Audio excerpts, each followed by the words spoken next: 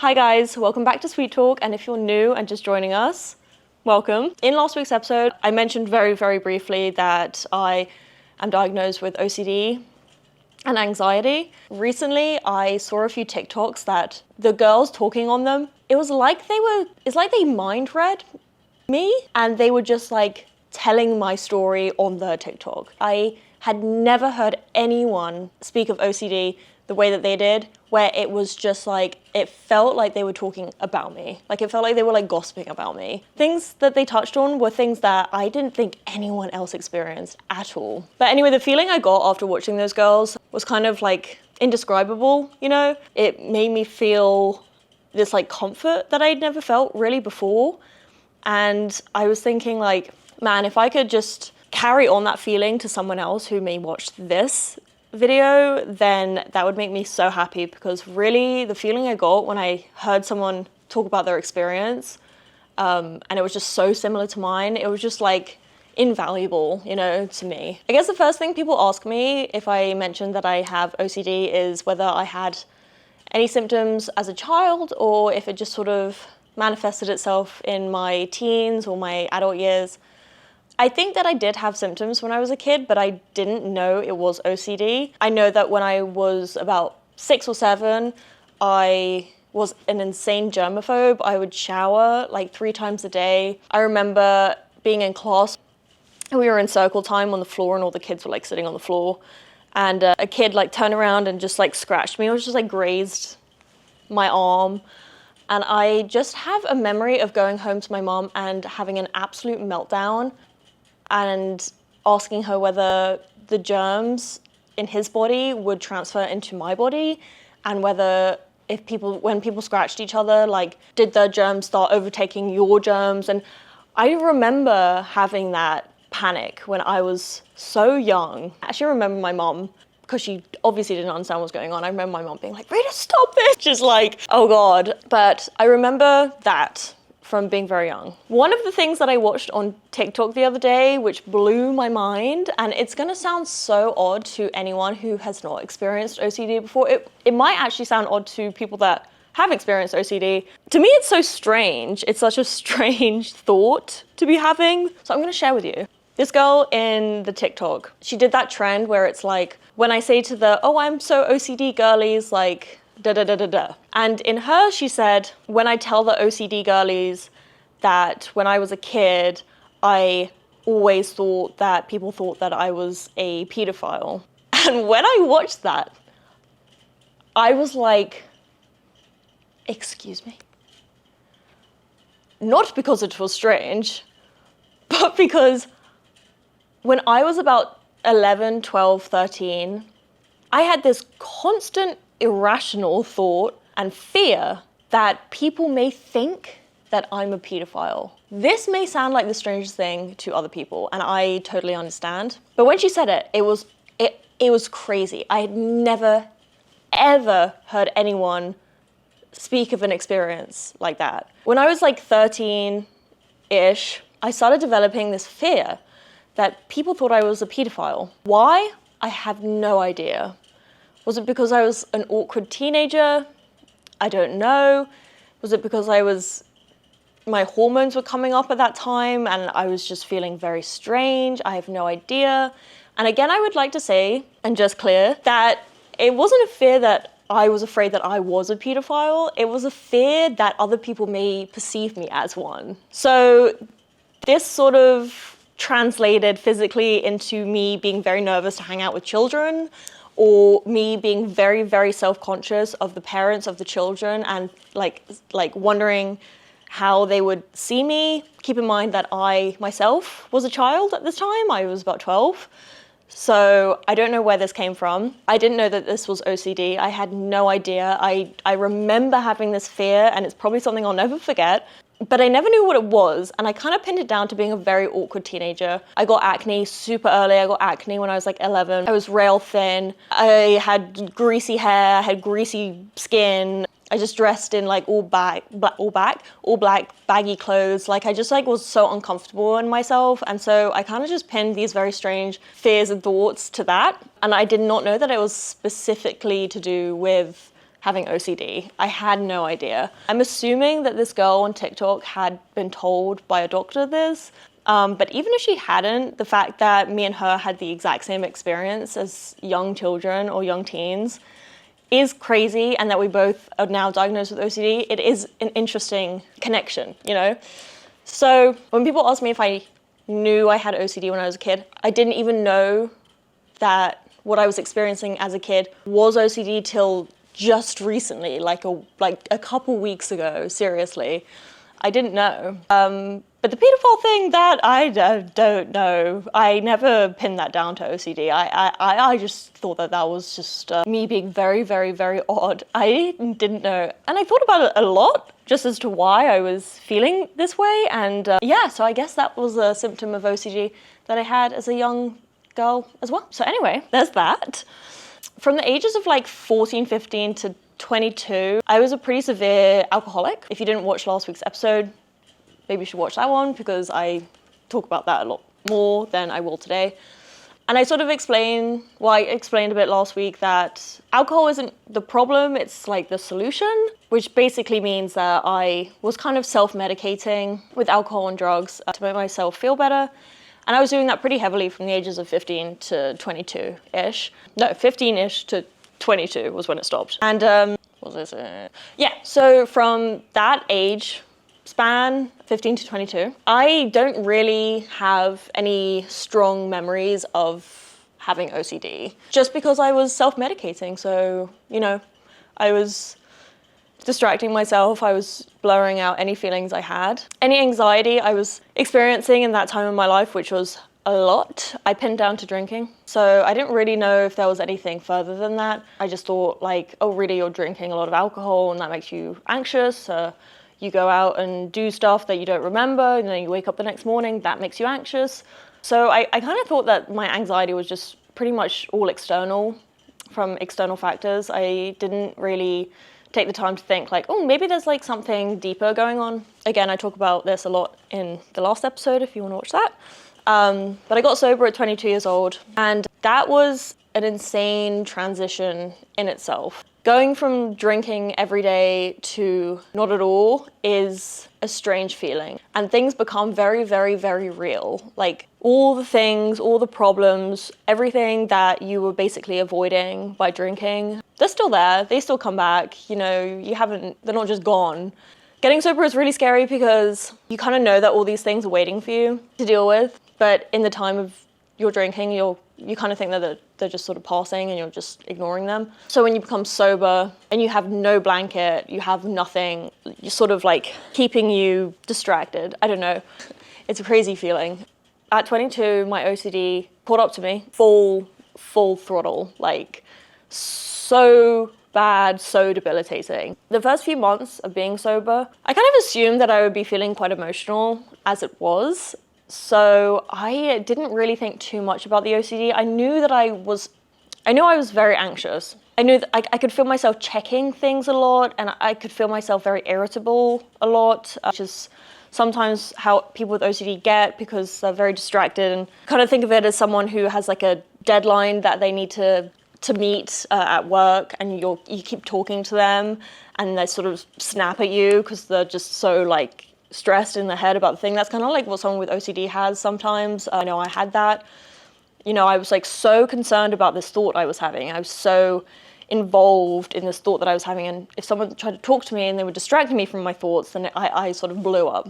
And so I was like very irritable, very anxious when I first got sober. Like the first few months I was like a mess. But I was like, this is probably like expected. I have been drinking for the past like 7 years with not a lot of breaks, and during COVID I really went for it. So it's expected to be a little bit fragile. It's expected to be a little bit like up and down. So I kind of just accepted the feelings. OCD manifests in many, many different ways.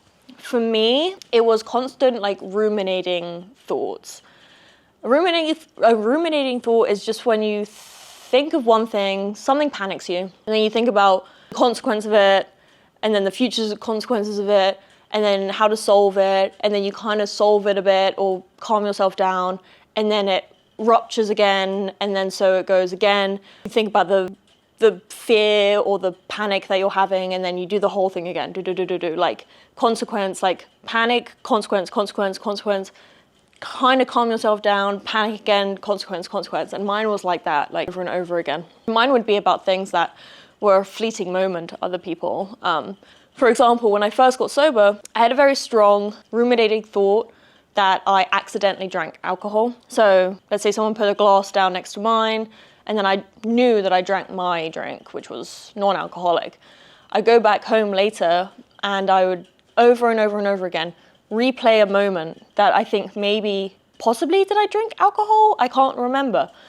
I know that I didn't, but the ruminating thoughts like wouldn't stop. So a moment for someone else where they just like put their drink down on a cabinet or whatever, played in my mind over and over again. And I was like, did I drink? Did I drink alcohol? Do I have to call my sponsor? Do I have to stop my time again? Did I do something wrong? Did I drink? Did I get drunk and I don't remember? And then I did a bad thing, like like over and over again. And that was like a really common one when I first got sober, was like, did I drink alcohol?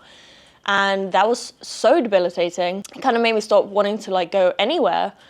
Something that they teach you in AA is that you can't live in an alcohol-free world, like doesn't exist. So you may be thinking like, okay, well, you should just stop going to bars and clubs and stuff. I wasn't. I was going to dinners at friends' houses or going out for lunch at a restaurant that people may have been drinking wine at. Like I was not going to a rave where people were doing drugs in front of me and then I was like concerned I did them. Like I was going to very, very PG places that I probably shouldn't have been concerned about. So it kind of just stopped me from wanting to go out at all. Sometimes I would even be concerned in my own home because there was alcohol in the house. There are other people here that drink. And it was constant like that. I figured this was pretty normal. I spoke to some other sober friends about it and they were like, yeah, like, you know, you get concerned that maybe, you know, it's like sobriety is so precious to you that you really can't imagine losing it.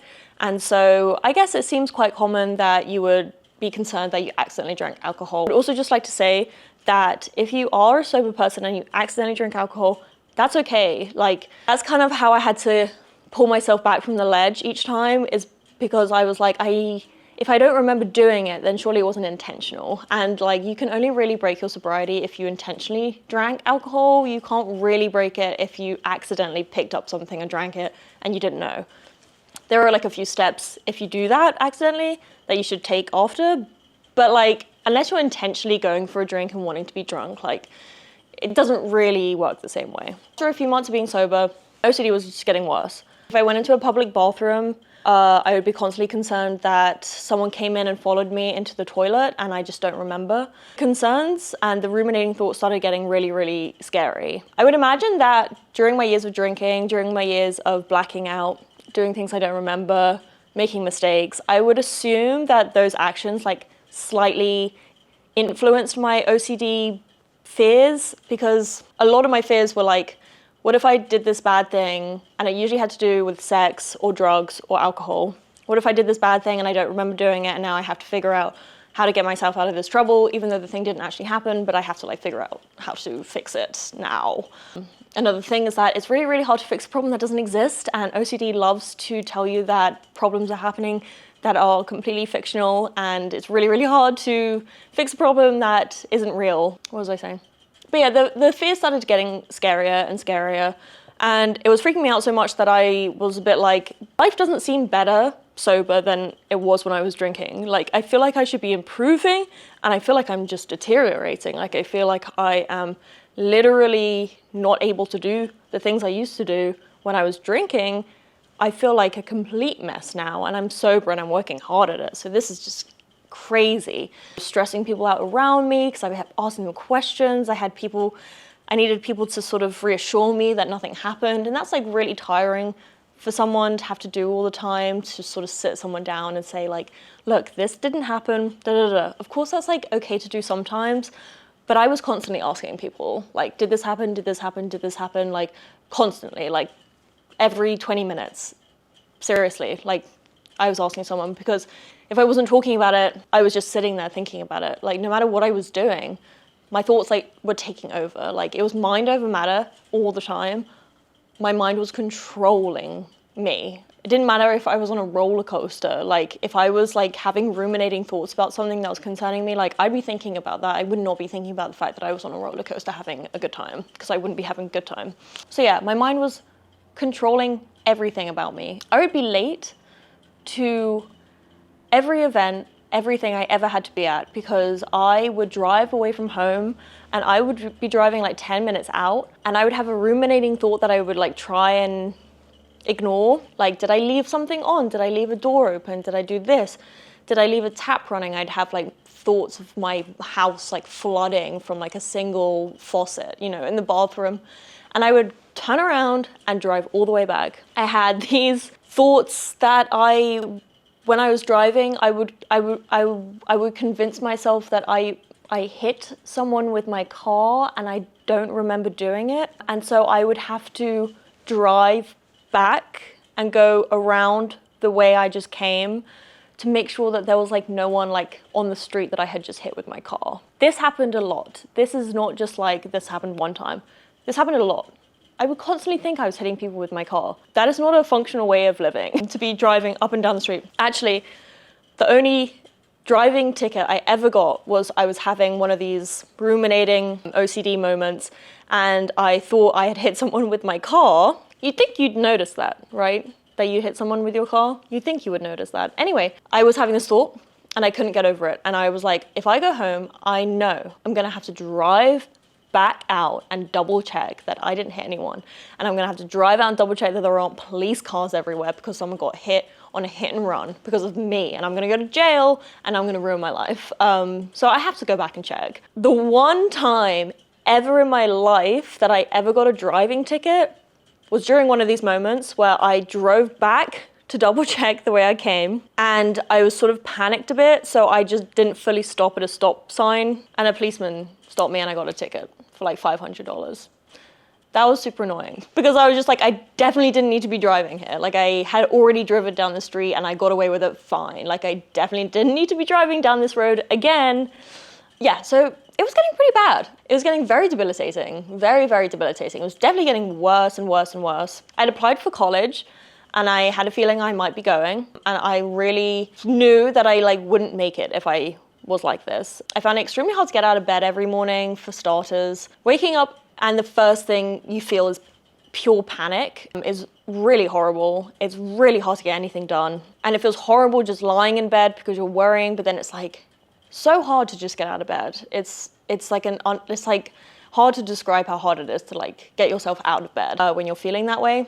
And I was like, I'm starting college, hopefully, and I'm gonna have to be getting out of bed in the morning. You know, I'm gonna have to be driving a long time down a freeway and getting to school on time. Like, this is just not a sustainable way that I can be living.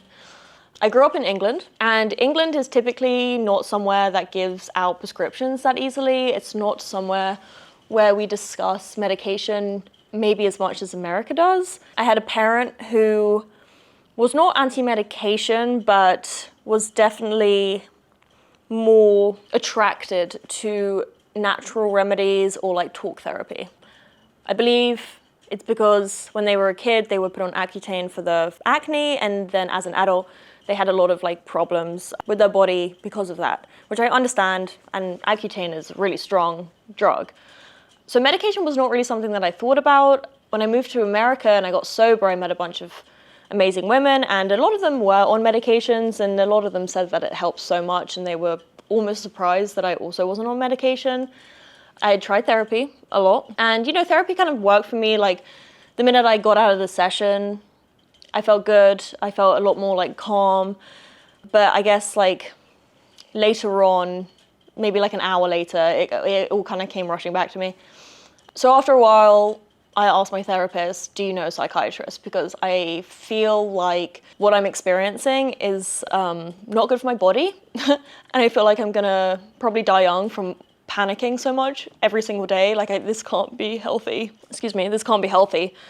And if medication isn't healthy, like, I get it, there's probably parts of it that aren't healthy, but like, this can't be healthy either. Like, like my body is going into panic, like every hour of the day. This must be this can't be good for me, And so I got a number for a psychiatrist, and I told him a few things that I had been experiencing. And at that point, I really, really didn't realize that other people felt the way I felt. Like, at that point, it was really, really felt like I was just like on my own in this. But when I started talking to him and explaining things to him, he seemed very much like he had heard it all before.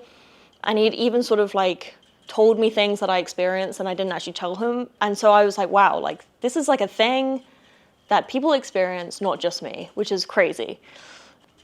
So after a while, diagnosed me with OCD, anxiety, and put me on Lexapro, which in the beginning was like miraculous. I had never woken up in the morning without panic. I don't even remember that. Like, even when I was drinking and I didn't think I had OCD or anxiety, I would wake up in panic every day. After drinking, I'd wake up in panic. I would just wake up in panic all the time.